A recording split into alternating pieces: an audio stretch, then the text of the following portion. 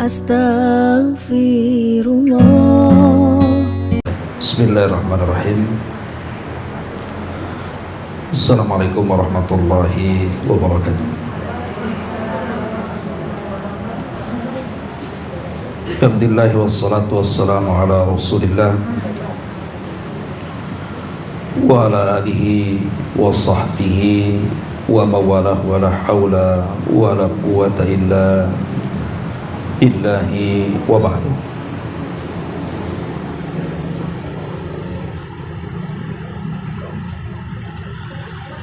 Kita lanjutkan kajian kita, masih membahas tafsir singkat dari surah Al-Baqarah.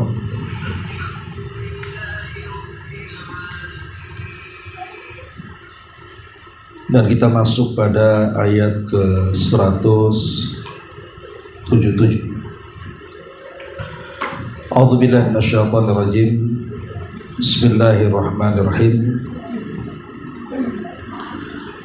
Laisal birra an tuwallu wujuhakum qibalal masyriqi wal maghrib,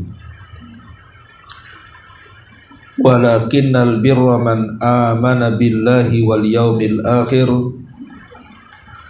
wal malaikati wal kitabi wan nabiyyin wa atal mala ala hubbihi dzawil qurba wal yatama wal masakin wa ibnas sabil was-sa'ilina wa fir riqab wa aqamas salata wa ataz zakata wal mufuna bi ahdihim idza ahadu was-sabirina fil ba'sa'i wad dharra'i wa hinal ba's ulaika alladzina sadaqu wa ulaika humul muttaqun. Allah Subhanahu wa taala berfirman di sini, bukanlah kebaikan itu engkau menghadapkan wajahmu ke arah timur ataupun ke arah barat, melainkan kebaikan itu adalah kebaikan orang-orang yang beriman kepada Allah, hari akhir, malaikat-malaikat, kitab-kitab dan nabi-nabi, serta memberikan harta yang dicintainya kepada kerabat, anak-anak yatim, orang-orang miskin, para musafir, para peminta-minta, dan memerdekakan hamba sahaya. Kemudian melaksanakan salat dan menunaikan zakat, serta menepati janji apabila berjanji. Kemudian sabar dalam kemelaratan, sabar dalam penderitaan, dan sabar saat peperangan. Itulah orang-orang yang benar dalam keimanannya, dan itulah orang-orang yang bertakwa dalam hatinya. Ma'asyiral muslimat yang dimuliakan Allah Subhanahu wa taala, ayat ini ada beberapa asbab nuzul. Asbab nuzul yang pertama, kita tahu bahwa orang-orang Yahudi dan orang-orang Nasrani, mereka sangat keras di dalam menentukan kiblat. Yahudi menyalahkan kiblatnya Nasrani, dan Nasrani juga menyalahkan kiblatnya Yahudi. Di mana Yahudi memiliki kiblat di Baitul Maqdis. Adapun kiblatnya Nasrani adalah tempat kelahiran Isa bin Maryam, Baitul Lahmin atau Bethlehem. Dan ketika masing-masing menyalahkan satu kiblat dengan yang lainnya, dan Yahudi mengatakan bahwa kiblat yang benar itu adalah ke Baitul Maqdis, sementara Nasrani juga sama. Akhirnya kemudian Allah Subhanahu wa taala gambarkan kisruh mereka dalam Quran. Wa qalatil yahud laisatin nasara ala syai'. wa qalatin nasara laisatil yahudu ala syai'. Berkata orang-orang Yahudi bahwa Nasrani itu tidak ada apa-apanya. Nasrani juga mengejek dan mengatakan justru yang Yahudi yang tidak ada apa-apanya. Maka berseterulah mereka soal kiblat. Maka Allah Subhanahu wa taala akhirnya turunkan ayat ini, laisal birra an tuwallu wujuhakum qibalal masyriqi wal maghrib. Kebaikan itu bukan engkau mengarah ke timur ataupun ke barat. Maksudnya bukan mengarah ke kiblat Yahudi atau ke kiblat Nasrani. Tapi kebaikan itu adalah ketaatan kita kepada Allah Subhanahu wa taala. Kemudian Allah menyebutkan beberapa permasalahan tentang apa itu kebaikan. Ini satu pendapat. Pendapat yang kedua, kita tahu bahwa orang-orang Mekah Quraisy, orang-orang kafir Quraisy itu dahulu menjadikan sebelah timur Ka'bah dan sebelah barat Ka'bah itu dijadikan kiblat doa bagi mereka.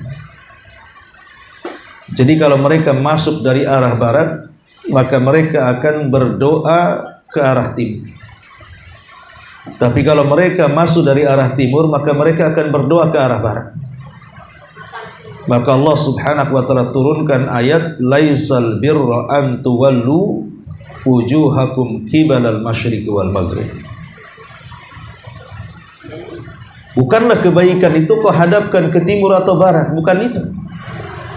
Tapi kebaikan itu kau beriman, bukan menyekutukan Allah Subhanahu wa taala. Ini asbab nuzul yang kedua. Kemudian asbab nuzul yang ketiga, disebutkan bahwa ayat ini turun untuk orang yang beriman yang bertanya kepada Nabi sallallahu alaihi wasallam. Kemudian turun ayat ini.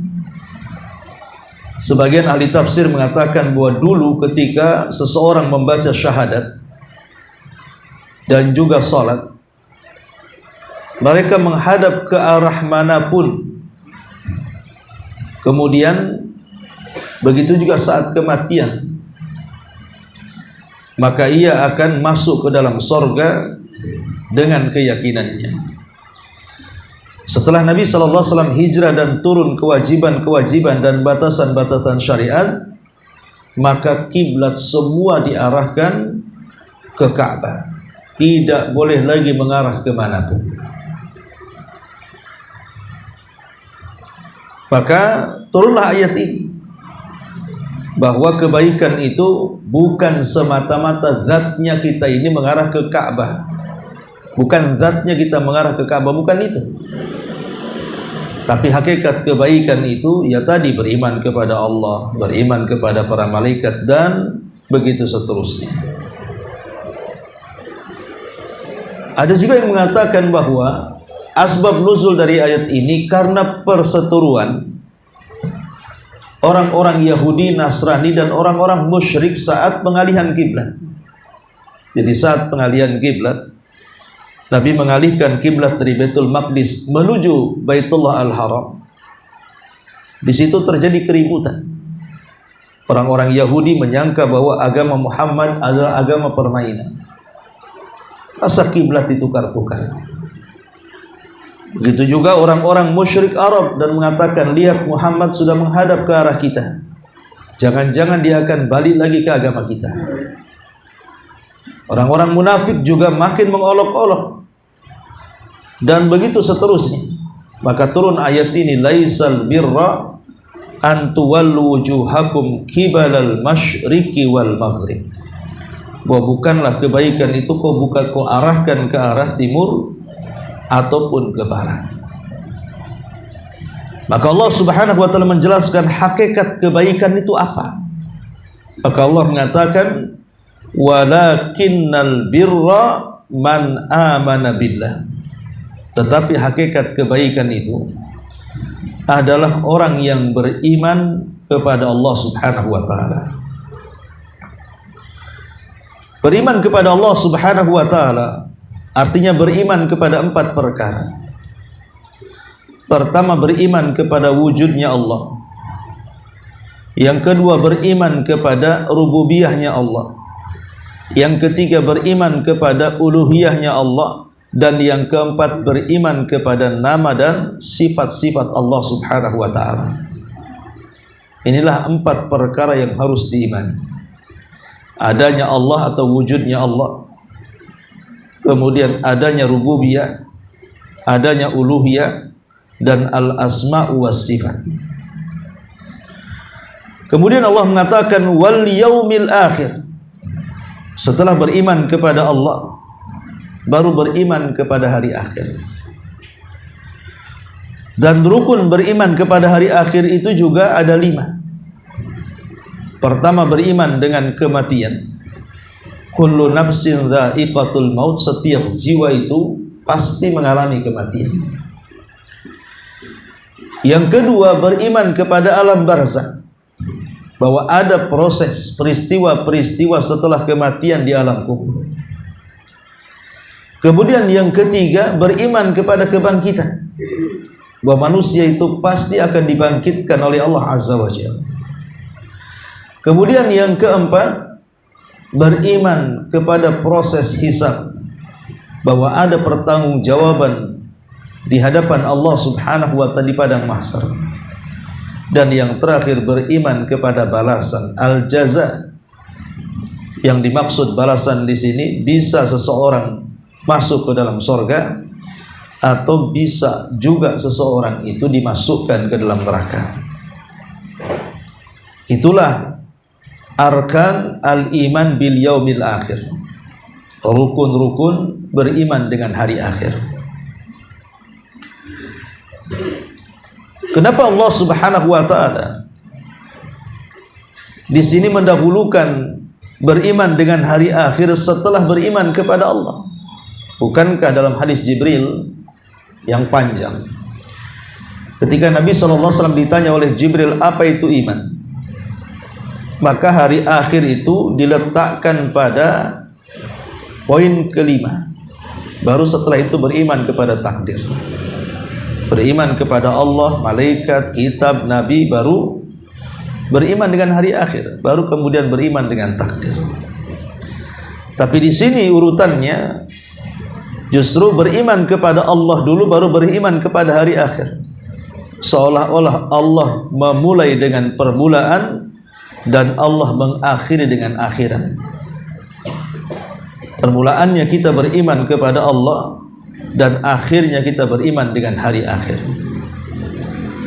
Karena di dunia ini kita beriman dengan Allah Subhanahu wa ta'ala, dan di akhirat kita beriman akan berjumpa dengan Allah Subhanahu wa ta'ala. Makanya kemudian didahulukan beriman kepada hari akhir setelah beriman kepada Allah. Di dunia kita beriman dengan Allah, ya tadi mencakup beriman dengan para malaikat, dengan kitab-kitab, dengan nabi-nabi, dan begitu seterusnya. Untuk apa? Untuk persiapan berjumpa dengan Allah, dan itulah yaumil akhir. Sehingga tengah-tengah antara beriman dengan Allah dan beriman dengan hari akhir itulah beriman dengan para malaikat, dengan kitab-kitab, dengan para nabi. Karena tujuannya adalah untuk berjumpa dengan Allah Subhanahu wa ta'ala. Kemudian Allah Subhanahu wa ta'ala mengatakan wal malaikati, beriman dengan para malaikat. Beriman dengan para malaikat artinya beriman dengan seluruh tugas-tugas para malaikat,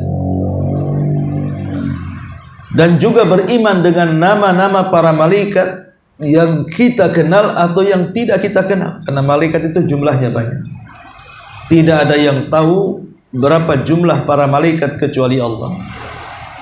Allah mengatakan wa ma ya'lamu junuda rabbika illahu, tidak ada yang tahu jumlah tentara Allah kecuali Allah saja. Artinya jumlah para malaikat tidak ada yang tahu.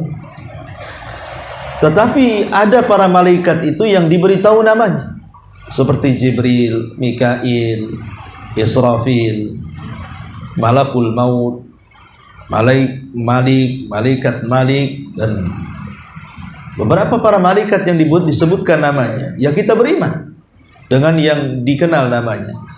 Tetapi yang tidak dikenal namanya pun harus kita beriman. Kemudian wal kitabi, dan juga beriman kepada kitab-kitab langit. Beriman kepada kitab-kitab langit, dan sama juga beriman kepada kitab-kitab. Artinya beriman dengan yang kita kenal namanya, seperti Suhuf, kemudian Taurat, kemudian Zabur, kemudian Injil, kemudian Quran. Artinya itu kita kenal namanya. Tapi bukan berarti kemudian kitab ini hanya ada ini saja, tidak. Karena dalam hadis Abi Dzar Al-Ghifari radhiyallahu anhu, dan dihasankan oleh Syekh Nasiruddin Al-Albani, ketika bertanya soal jumlah Rasul, maka Nabi sallallahu alaihi wasallam menjawab 315 Rasul. Dan setiap Rasul itu pasti diberikan kitab, lain kalau Nabi. Ya. Bahkan dalam hadis yang lemah, bahwa kitab yang turun itu sekitar 104 kitab. Tapi hadisnya lemah. 104 kitab itu artinya yang 4 yang ma'ruf, Taurat, Zabur, Injil, Quran, itu yang 4. Adapun yang 100 itulah disebut lembaran atau suhuf, yang kemudian 50-nya diberikan kepada Nabi Allah Syith, kemudian yang 30-nya diberikan kepada Idris, kemudian yang 10-nya diberikan kepada Ibrahim, kemudian yang 10-nya diberikan kepada Musa selain Taurat. Ada yang mengatakan seperti itu. Kemudian wan nabiyyin, dan juga beriman kepada para nabi. Yang kita kenal nabi itu 25 nabi dan rasul. Tercantum 18 namanya dalam surah Al-An'am, dan sisanya tercantum di beberapa surat dalam Quran, sehingga genap menjadi 25 nabi dan rasul. Tetapi ini yang kita kenal. Yang tidak kita kenal banyak. Makanya dalam hadis yang sama, dalam hadis Abi Dzar itu radhiyallahu anhu, jumlah para nabi itu sekitar 120 sampai 120 ribu. Jadi 120 ribu sampai 124 ribu nabi. Ya. Artinya jumlah para nabi itu banyak. Maka kita cukup beriman dengan yang kita kenal dari 25 nabi dan rasul, dan beriman juga dengan nabi-nabi yang tidak kita kenal. Kemudian Allah Subhanahu wa taala mengatakan, wa atal mala ala hubbihi dzawil qurba wal yatama wal masakin wabnas sabil. Dan kebaikan itu juga selain daripada beriman kepada Allah, kepada hari akhir, kepada para malaikat, kepada kitab-kitab dan para nabi ini, kebaikan juga adalah wa atal mal. Di sini beralih dari ibadah hati kepada ibadah harta dan badan. Kalau beriman kepada Allah, kepada hari akhir, kepada para malaikat, kitab dan nabi, ini kan bicara ibadah hati, keyakinan. Kita harus meyakini. Nah, sekarang kita masuk pada ibadah harta dan badan. Dimulai dari ibadah harta. Wa atal mal, dan juga berusaha untuk memberikan harta. Ala hubbihi. Ala hubbihi artinya memberikan harta yang dicintainya. Di sini ada dhamir hi. Ya, dhamir ini kata ganti. Kata ganti ini kembali kemana? Ada yang mengatakan kata ganti ini kembali kepada Allah. Artinya dia memberikan harta itu karena kecintaannya kepada Allah Subhanahu wa ta'ala. Karena ada orang yang berikan harta itu bukan karena Allah, hanya untuk riya saja. Ada juga yang mengatakan ala hubbihi, di sini kembali kepada infak. Artinya orang ini memberi harta itu memang karena senang berinfak. Jadi ketika dia berinfak itu dia merasa senang. Karena ada juga orang yang habis infak itu merenggut kan itu ya, tidak senang, nyesel, kenapa aku infak tadi katanya. Kemudian juga ada yang mengatakan ala hubbihi, ini kembali kepada harta. Maksudnya dia memberikan harta itu harta yang paling dicintai. Harta yang paling dicintainya. Apa kira-kira harta yang ibu cintai? Rumah, kebun, atau apa gitu ya. Kepada siapa harta-harta itu diberikan? Pertama, dzawil qurba, kepada yang ada hubungan kerabat. Karena infak kepada kerabat itu akan memiliki dua pahala. Pertama, pahala sila, kita telah menghubungkan dengan kerabat silaturahim. Dan yang kedua, pahala infak itu sendiri. Jadi memiliki dua pahala, pahala infak dan pahala silaturahim. Makanya didahulukan dzawil qurba. Dan tentu dzawil qurba, kerabat yang paling dekat adalah orang tua. Ibu bapak kita itulah yang paling dekat dengan kita. Baru kemudian yang lainnya dan yang lainnya. Baru setelah itu wal yatama. Kemudian berinfak kepada orang-orang yatim, anak-anak yatim. Dan yatim itu artinya anak yang ditinggal mati ayahnya. Ada juga sebagian ulama mengatakan, ada yang berpendapat termasuk juga anak yang ditinggal mati ibunya. Tapi umumnya definisi yatim itu artinya anak yang ditinggal mati bapaknya. Tetapi apakah semua anak yang ditinggal mati bapaknya itulah definisi yatim? Ada juga yang mengatakan tidak harus mati. Boleh jadi mungkin bercerai, kemudian bapaknya entah berantah kemana, kemudian tidak bertanggung jawab sampai anak ini besar, maka anak ini juga disebut yatim walaupun ayahnya masih hidup, karena ayahnya tidak bertanggung jawab. Maka itu juga dikategorikan anak yatim. Nah, di sini Allah Subhanahu wa taala memberikan konsep cara sedekah dengan mengurut dzawil qurba, kerabat, kemudian anak yatim, kemudian orang miskin. Jadi kalau seandainya ibu punya harta, tetangga anak yatim, dan tetangga sebelah kerabat tetapi miskin, maka mana yang harus didahului? Kerabat yang miskin dibandingkan anak yatim. Kenapa? Karena di sini Allah dahulukan kerabat dulu, baru kemudian anak yatim.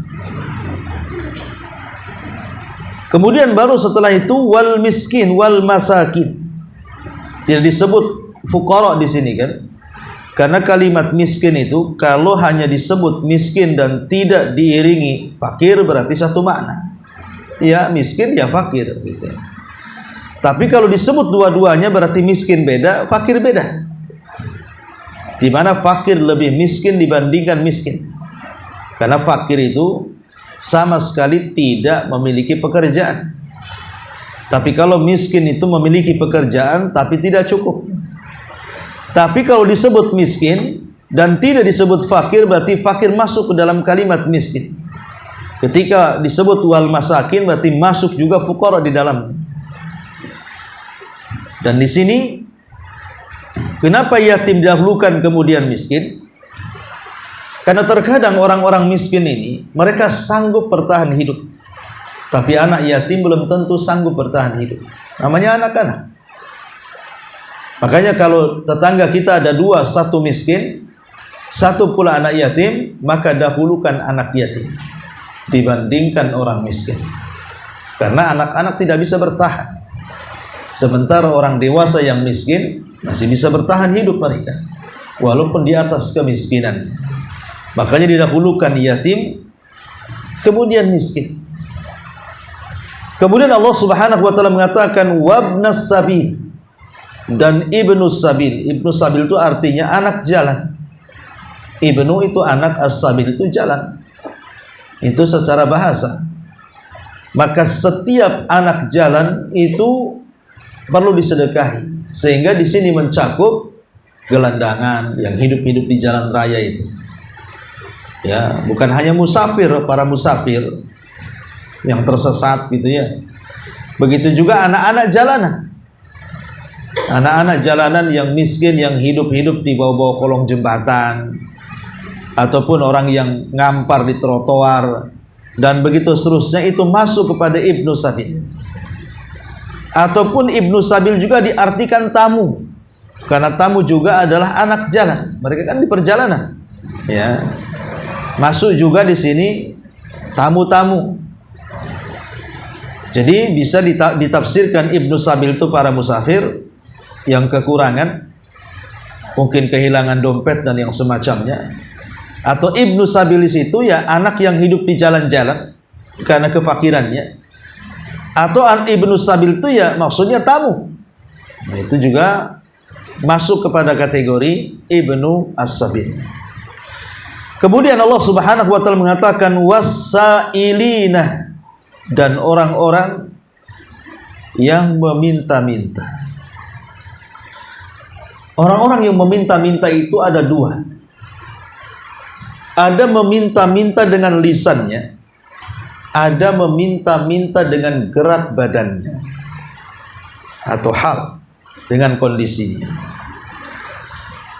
Adapun meminta-minta dengan lisannya seperti ma'ruf para pengemis yang datang kepada kita, berikan hartamu, ya, maka yang seperti ini tidak usah dikasih, karena itu pekerjaan yang paling hina yang ada di dunia, mengemis.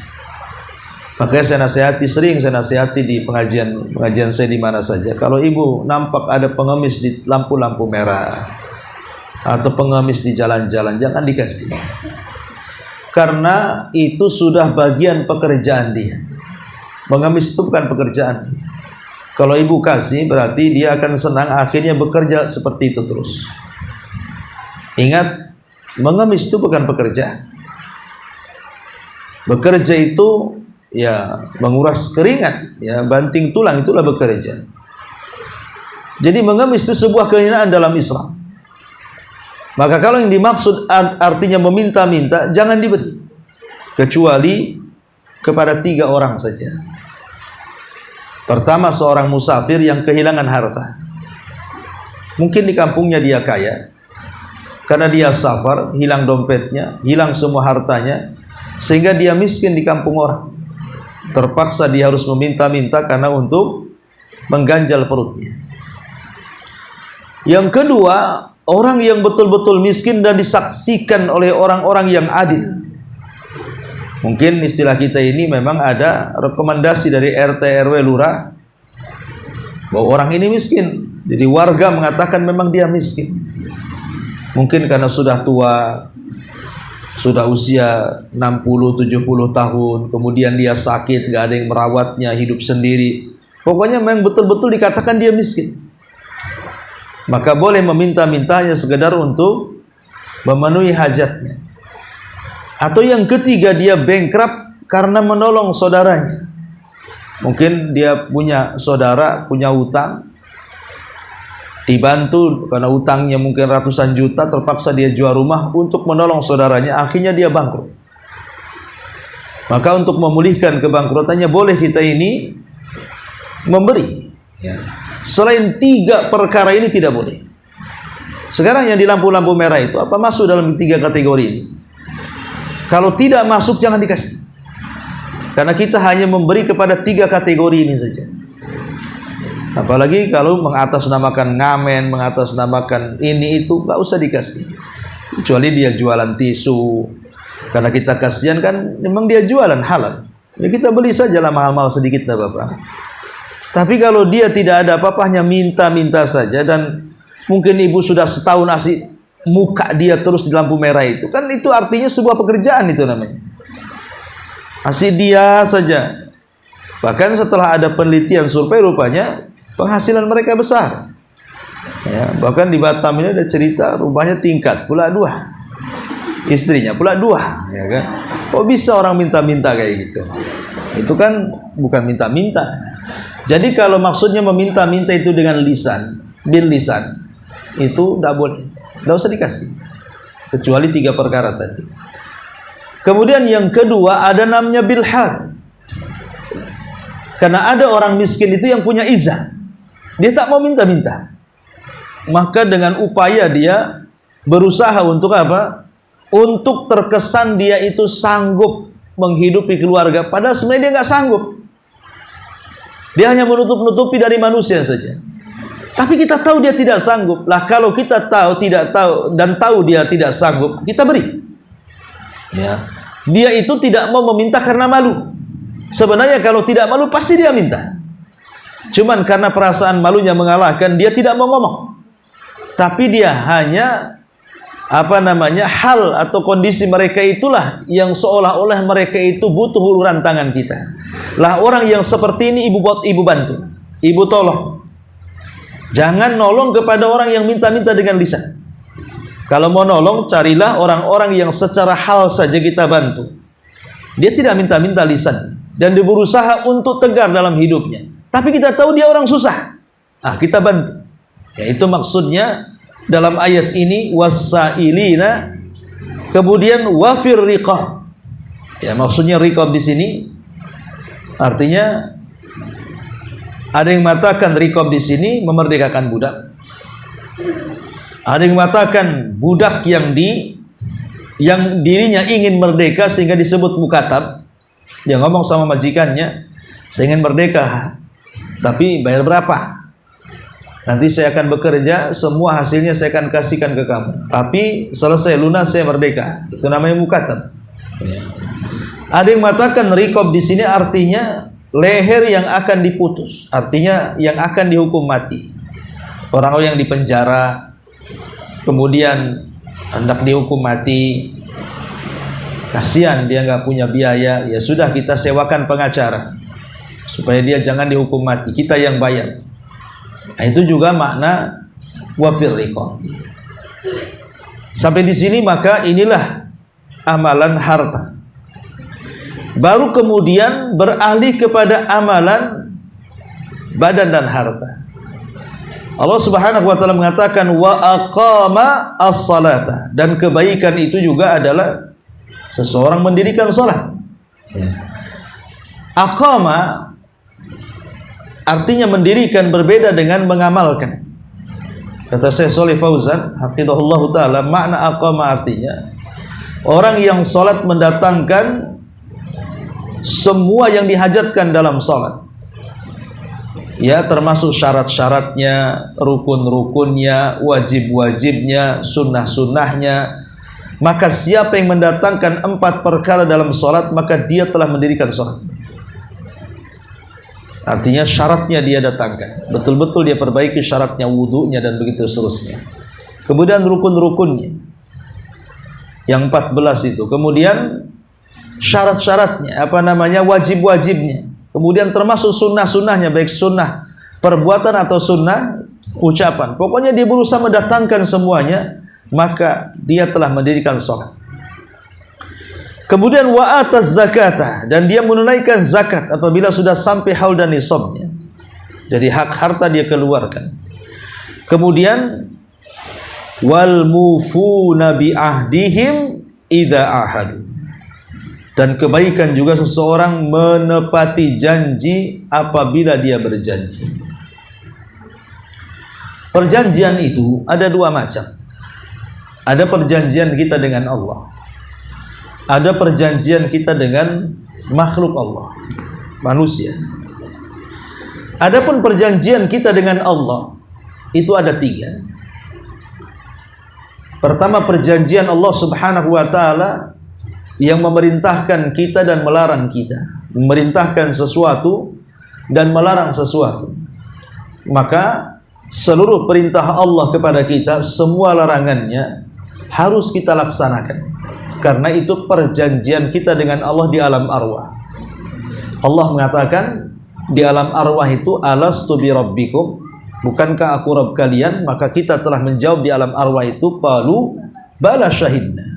Artinya kita sudah melakukan perjanjian. Apapun yang Allah perintahkan, apapun yang Allah larang, kita harus tinggalkan. Yang kedua, perjanjian kita dengan Allah dalam bentuk kita mengikat perjanjian kita sendiri dengan Allah dalam bentuk nazar. Allah tidak memerintahkan, tapi kita ingin mewajibkan sesuatu yang sunnah kepada kita dengan Allah. Ya Allah, kalau seandainya begini-begini aku akan nazar. Nazar itu mewajibkan sesuatu yang Allah tidak wajibkan. Awalnya sunnah tapi menjadi wajib karena nazar. Nah, kita harus laksanakan kalau sudah bernazar itu. Ya. Ataupun kemudian perintah Allah Subhanahu wa taala berkaitan dengan hablum minan nas. Dengan hubungan kita dengan manusia, ketika kita menjanjikan sesuatu, maka jangan sampai dikhianati janji itu. Diberikan amanah, jangan sampai mengkhianati amanahnya. Itulah wal mufuna bi ahdihim idza ahad. Dan yang kedua, perjanjian dengan manusia, maksudnya dengan orang kafir. Lah, perjanjian dengan orang kafir, apakah harus ditunaikan janji bersama orang kafir ini? Maka lihat orang kafirnya. Kalau kafir harbi, maka tidak perlu ditepati janjinya. Karena kafir harbi itu kafir yang menyerang kaum muslimin. Pasti mereka akan berkhianat. Ya. Tapi kalau kafirnya memang kafir dhimmi atau kafir musta'man yang memang tetangga kita dan kita kenal kebaikan dia, maka kalau kita berjanji, maka kita tepati janji kita dengan mereka. Kemudian Allah mengatakan was-sabirina fil ba'sa'i wadh-dharra'i wa hinal ba'si. Dan kebaikan juga seseorang bersabar. Di sini disebutkan 3 kondisi: bersabar saat kemelaratan. Bersabar maksudnya kemelaratan di sini dengan kemiskinan, dengan kekurangan. Ataupun yang kedua, bersabar dengan penderitaan, dengan penyakit, ya. Atau bersabar saat ba'sa, saat peperangan. Sebab kalau tidak sabar saat peperangan, bisa saja kita lari dari peperangan. Karena memang harus ada keberanian. Saat berperang itu harus ada keberanian. Ma'asyiral muslimat yang dimuliakan Allah Subhanahu wa taala. Ulama mengatakan bahwa sabar itu bagikan kepala dalam badan. Artinya kalau badan tidak ada kepala, pasti mati. Begitu juga manusia, kalau tidak ada sabar pasti putus asa. Makanya ulama mengatakan sabarlah dalam beberapa kondisi ini. Ya, sabar itu wajib pada setiap kondisi, tetapi menjadi penting sabar itu dalam beberapa kondisi ini. Pertama, ya, sabar ketika meninggalkan syahwat yang diharamkan. Yang kedua, sabar ketika menghadapi kefakiran dan kesulitan ekonomi. Yang ketiga, sabar saat memerangi orang-orang kafir. Kemudian yang keempat, sabar saat berdakwah. Karena dalam berdakwah itu akan banyak ujian, maka sabar. Kemudian sabar ketika mendengar ucapan para mukhalifin, orang-orang yang menyerang Islam. Kemudian juga yang keenam, sabar ketika mendapatkan gangguan. Kemudian juga sabar ketika mencari nafkah yang halal. Jangan sampai terjerumus kepada yang haram. Ya. Kemudian juga yang 8, sabar ketika seseorang diuji kehilangan pandangan. Mungkin tadinya melihat jadi buta. Kemudian juga yang nomor 9, sabar ketika inda faqdil ahibah, ketika orang-orang yang kita cintai ini meninggalkan kita. Kemudian juga yang nomor 10, sabar ketika berinteraksi dengan manusia. Karena kalau orang sudah orang banyak itu cara berpikir, cara bicaranya berbeda. Kadang ada yang menyakitkan, ada yang nyinggung dan begitu seterusnya. Harus sabar. Kemudian juga yang nomor 11, sabar ketika sakit. Karena sakit ini kalau tidak sabar biasa putus asa. Kemudian juga sabar menghadapi akhlak buruk dari pasangan. Terkadang orang diuji suaminya jahat atau istri yang jahat, ya. Kemudian juga sabar ketika mentarbiyah anak-anak. Karena yang namanya tarbiyah itu kalau tidak sabar gak jadi. Harus ada kesabaran di dalam mentarbiyah itu. Kemudian sabar ketika menghadapi qada dan qadar. Itulah kata para ulama, kondisi-kondisi yang sabar itu harus diekstrakan, harus lebih lagi dalam kondisi-kondisi ini. Dan kita tahu bahwa sabar ini terbagi menjadi 3 kan. Sabar ketika menjalankan ketaatan, sabar ketika berusaha menjauhi kemaksiatan, dan sabar ketika menerima qada dan qadar. Lah untuk 3 kesabaran ini, maka manusia terbagi menjadi 4. Pertama, ada orang yang sabar saat melaksanakan ketaatan, sabar saat meninggalkan kemaksiatan, maka inilah manusia yang paling sabar. Karena dia bisa menggabungkan 2 sabar. Sabar ketika sholat, dia tetap melaksanakan sholat, tapi sabar juga untuk tidak maksiat. Yang kedua, ada orang yang sabar ketika melaksanakan ketaatan kepada Allah. Sabar dia, sholat 5 waktu dia lakukan, tapi dia tidak sabar ketika bermaksiat. Dia masih riba, dia masih ghibah, dia masih zalim.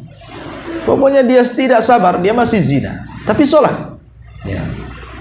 Maka ini orang yang buruk akhlaknya.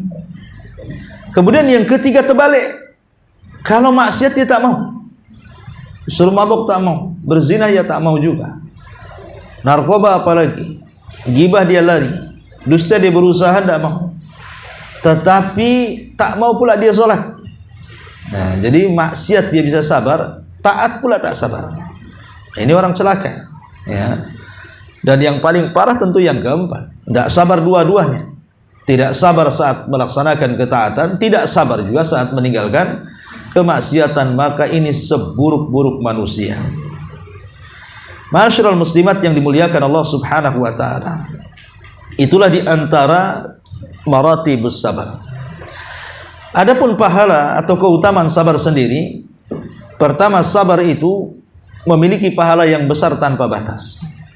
Innama yuwaffas sabiruna ajrahum bighairi hisab. Balasan orang yang sabar itu tanpa batas. Yang kedua, akan mendapatkan kecintaan Allah. Wallahu yuhibbus sabirin. Allah suka dengan orang-orang yang sabar. Kemudian yang ketiga, akan mendapatkan sorga. Sebagaimana perkataan Rasul kepada wanita berkulit hitam yang punya penyakit ayan, dan dia minta supaya Rasul mendoakan supaya sembuh. Tapi Rasul mengatakan, la in sabarti walakil jannah. Kalau kau mau sabar, Allah akan hadiahi sorga. Kemudian dia mengatakan, idzan asbir, kalau begitu saya sabar. Kemudian yang keempat, akan mendapatkan kebersamaan Allah. Innallaha ma'as sabirin. Allah akan bersama orang-orang yang sabar. Kemudian yang kelima, bahwa orang yang sabar akan mendapatkan lezatnya iman dan manisnya iman.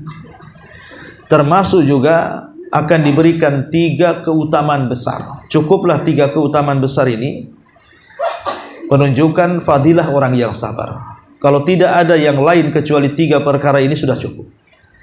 Allah mengatakan, wa basyiris sabirin alladzina idza asabatkum musibatun qalu inna lillahi wa inna ilaihi raji'un ulaika alaihim salawatu mir rabbihim wa rahmah wa ulaika humul muhtadun. Beri kabar gembira kepada orang-orang yang sabar. Apabila ditimpa musibah, mereka mengatakan innalillahi wa inna ilaihi rajiun. Kita semua datang dari Allah dan akan kembali kepada Allah. Mereka itulah akan mendapatkan salawat, pujian dari Allah, rahmat dari Allah, dan hidayah dari Allah. Cukup 3 perkara ini. Allah memuji kita, Allah memberikan rahmat kepada kita, dan Allah memberikan hidayah kepada kita. Ini sudah paling besar pahala bagi orang yang sabar. Kalau tidak ada kecuali 3 perkara ini, itu sudah mencukupi. Ya. Baik, kemudian Allah Subhanahu wa taala akhiri ayatnya, was-sabirina fil ba'sa'i wal-dharra'i wa hinal ba'si ulaika alladzina sadaqu wa ulaika humul muttaqun.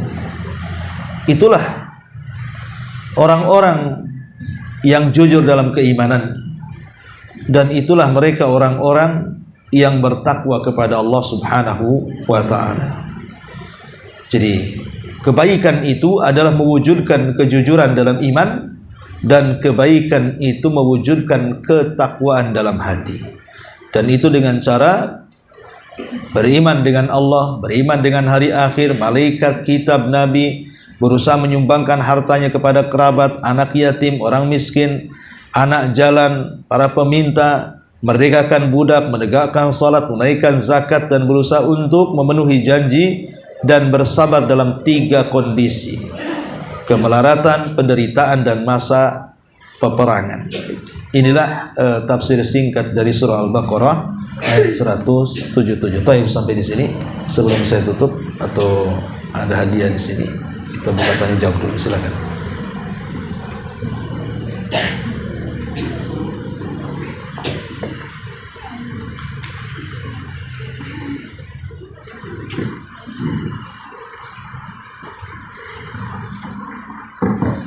Assalamualaikum warahmatullahi wabarakatuh. Waalaikumsalam.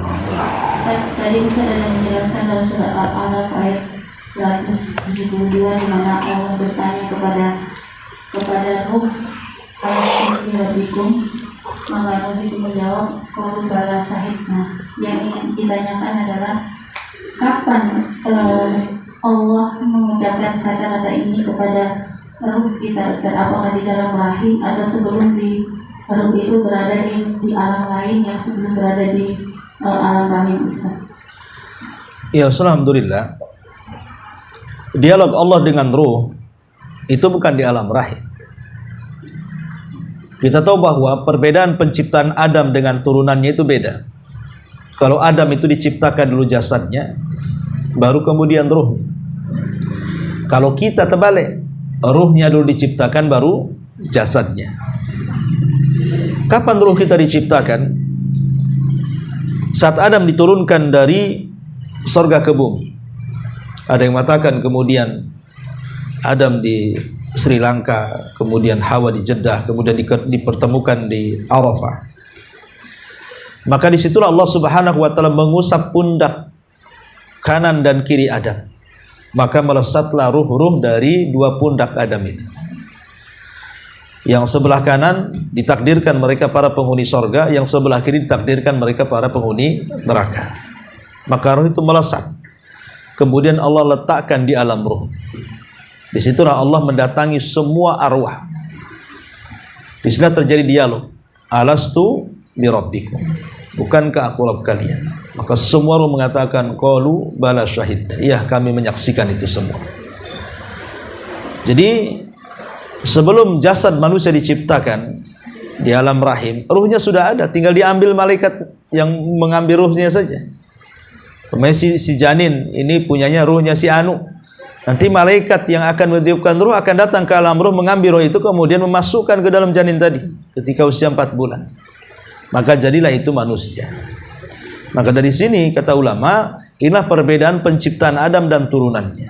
Jadi kalau Adam itu diciptakan fisiknya dulu, setelah jadi baru ruhnya diciptakan dan dimasukkan. Kalau kita terbalik, ya, ruhnya dulu diciptakan, baru kemudian jasadnya setelahnya.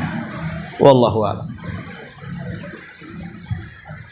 Kemudian Ustaz, ada pertanyaan juga, apakah manusia itu kan berkumpul sesuai dengan jenis dan sifatnya masing-masing.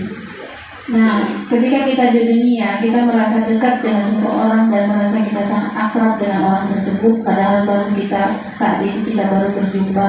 Apakah ini menunjukkan bahwa dulu ketika di alam ruh kita itu memang dikumpulkan Allah dengan yang sejenis, sehingga ketika kita di dunia ini kita gampang dan merasa dekat dengan seseorang yang mempunyai kedekatan kejiwaan gitu. Wallahu alam. Tapi hadis Nabi mengatakan al arwahu junudun mujannada. Jadi ruh itu bagikan tentara yang berbaris, ya. Maka dia akan berkumpul bersama seragamnya dan akan berpisah yang bukan seragamnya. Seperti kita yang sudah hijrah, akan risih berjumpa dengan yang tidak pernah hijrah, atau yang belum pernah hijrah. Risih kumpul dengan mereka, karena pasti kalau kumpul dengan mereka itu yang gibah ya apa ya kan. Nah, tapi kalau yang sudah hijrah pasti akan kumpul dengan orang-orang yang sudah ngaji saja. Ya, itu memang tabiat ruh seperti itu. Al arwahu junudun mujannad. Yang dia kenal kebaikannya maka akan bergabung. Ya. Yang tidak dikenal kebaikannya maka dia akan berpisah. Itulah ruh seperti itu. Begitu juga orang-orang yang belum hijrah nggak akan suka kumpul dengan orang-orang yang sudah hijrah kan? Karena nggak bisa diajak gibah masalahnya. Aku kumpul di situ asli cerita ngaji saja, bosan katanya. Pasti dia akan kumpul dengan yang sejenis dia. Ya. Tapi apakah kemudian jenis-jenis seperti ini sudah ada di alam ruh? Wallahu a'lam. Karena pengetahuan kita tentang ruh itu tidak banyak. Yas'alunaka 'anir ruh, qulir ruhu min amri rabbi wa ma utitu minal ilmi illa qalila. Mereka bertanya kepadamu ya Muhammad soal ruh. Katakan ruh itu urusan Allah, urusan Rabb kita, dan pengetahuan tentang ruh itu tidak banyak. Ya. Jadi apakah sudah di alam ruh seperti itu? Wallahu a'lam. Tapi yang jelas bahwa ruh itu memiliki kesamaan dengan yang sama dan memiliki perbedaan dengan yang berbeda. Itu memang tabiat ruh seperti itu. Ya, contohnya tadi orang yang sudah ngaji, dia bisa menerka sesuatu dari penampilannya saja dia sudah tahu. Oh, ibu sudah ngaji lama nih. Ibu tengok orang ini sudah tahu ini orang-orang di grup apa ini. Ini jamaah mana? Ini kita tahu. Oh, ini jamaahnya ini nih, ini suka bid'ah ini. Ini jamaahnya ini suka kubur nih. Ini kita sudah tahu karena sudah ngaji kan. Walaupun kenalan pun tidak. Hanya nengok saja kita sudah tahu. Bukan dukun, tidak. Itu namanya hidayah. Ya, hidayah itulah yang kemudian kita bisa membedakan hanya melihat orang mana yang hak, mana yang batil. Dengan melihat orangnya saja belum kenal. Kadang diberikan seperti itu kekuatan ruh bisa menilai orang. Ya, jadi itulah hidayah yang akhirnya Allah bisa memberikan ilham kepada kita. Wallahu a'lam. Ya. Menyebutnya bahwa itu diciptakan bukan sebelum jasa. Karena itu termasuk penciptaan manusia 50 tahun sebelum Allah menciptakan dunia. Iya, alhamdulillah. Ya, manusia itu kan diciptakan jauh-jauh sebelum Allah menciptakan langit dan bumi. Ya. Tapi apakah kemudian ruh itu juga masuk dalam kategori itu? Ya.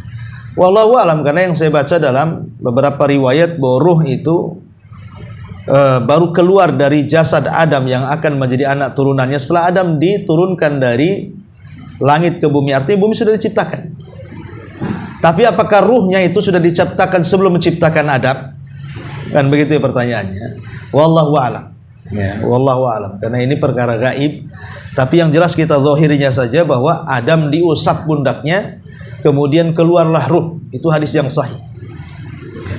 Makanya kenapa Adam ketika ditemui Nabi saat peristiwa Isra Mi'raj di langit pertama itu, kalau Adam melirik ke kanan dia senyum, kalau melirik ke kiri dia menangis. Ya kan? Kemudian Rasul bertanya kepada Jibril, kenapa dengan kondisi Nabi Allah Adam kok dia suka menangis dan sebentar-sebentar tertawa? Dan Jibril beritahu, karena dia kalau melihat ke kanan dia melihat anak turunannya masuk surga.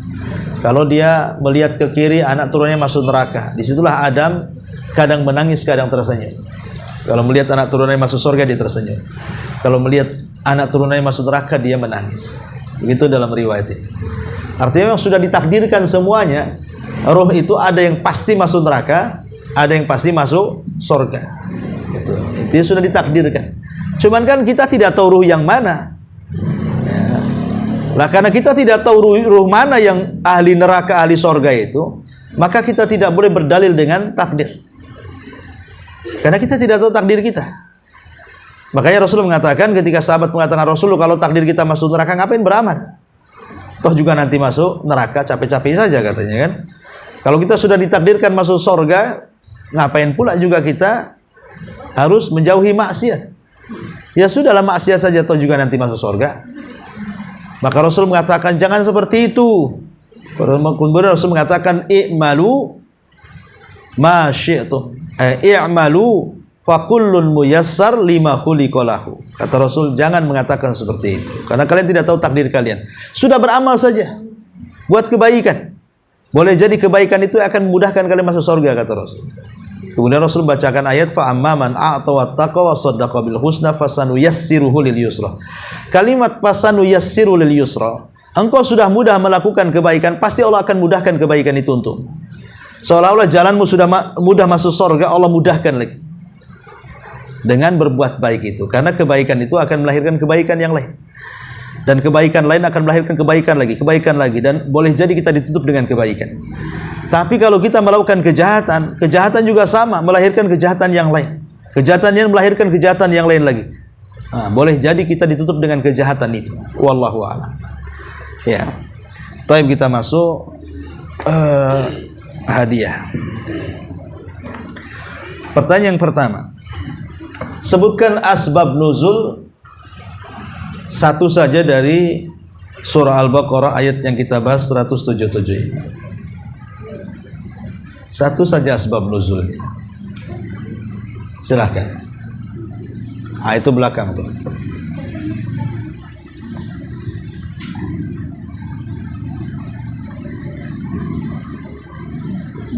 Salah satu asbab nuzul dari ayat tersebut yaitu perseteruan antara Nasrani dan Yahudi untuk menentukan di mana kiblat. Ahsan, Masya Allah.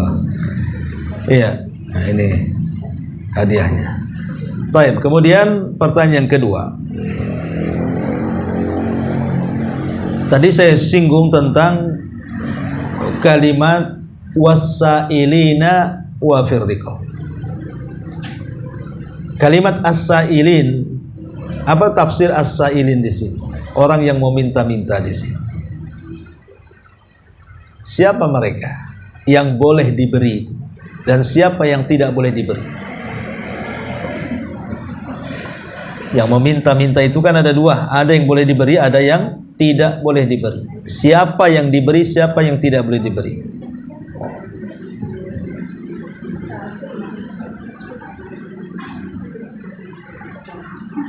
Nggak tahu? Baru tadi dijelasin, sudah lupa. Boleh? Pojok sana, pojok sana.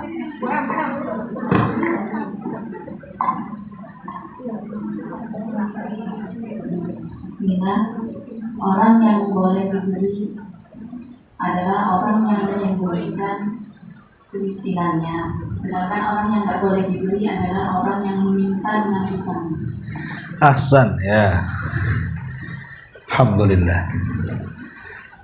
Kemudian, kenapa Al-Quran di sini mentartib mendahulukan yatim baru miskin? Apa alasannya? Kenapa yang diberi itu yatim dulu, baru miskin? Kenapa tidak miskin baru yatim? Iya.